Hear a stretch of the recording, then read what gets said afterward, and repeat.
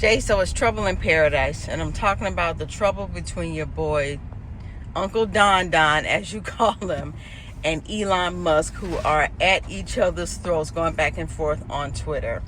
Elon saying things like, you wouldn't have won the election if it wasn't for me. Donald is like, cancel all your government contracts. Did you ever see something like this happening so fast between the two of them? No, I didn't. I literally talked about this on my TikTok. I didn't go too deep into it, so it's kind of crazy. But nah, I didn't see it. But I believe that it's an ulterior motive on both sides. I really believe that with this debt scenario coming up, you know, with people that don't know, we're in over $30-something trillion in debt, and about 20% of that is coming up, like it's due in the beginning of July.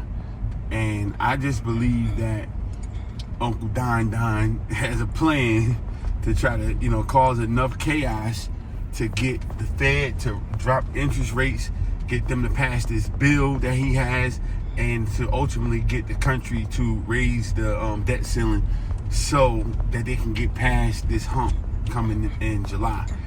I think that that's what it's ultimately about. I don't like that they playing in everybody's face.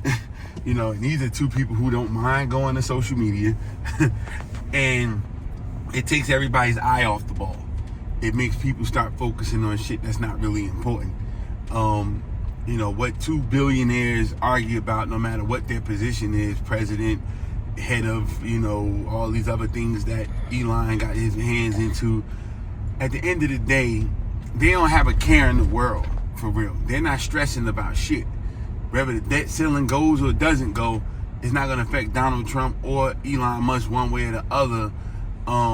So I always try to focus on who it will affect. You know, it's going to make us, it's going to put us in a real bad space as a country either way.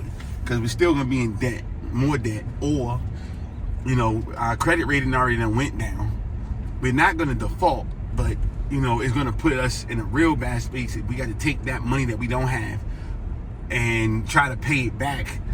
Or, you know, that's going to be nuts. They're posturing, but they're still going to have to raise the debt ceiling. They're going to have to agree to print some money, because you can't say that United States of America, the biggest economy in the world, didn't pay their fucking bill. Like, that would be nuts. But they're going to dramatize it, and they're going to drag it out every fucking minute. Probably up to, just right before midnight, July, whatever, they were able to get it so we could pay the bill. You know how many times I've seen that shit? Once you start paying attention to this shit, now you see it happens over and over and over and over again. The stock market going to be in a frenzy, waiting to see what they're going to do. All this shit's going to happen. It's all repetitive. And once you start getting desensitized to the shit and you understand, you can move around and navigate your life better. But a lot of people are not going to take the time to do the due diligence, try to figure out what exactly is going on for themselves, instead of getting caught up in the social media rhetoric. And you're going to miss the boat. There's going to be a lot of opportunity for people who are not Elon Musk and Donald Trump, and for good opportunity. But there's also going to be some people who are going to lose their shirt fucking around with them.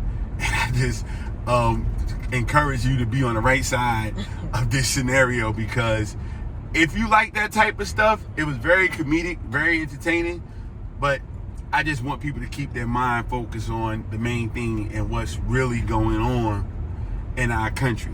And I believe that them two they care about the country to a degree, but they're focusing way more on what they got going on than how it's going to affect us regular people here in the United States.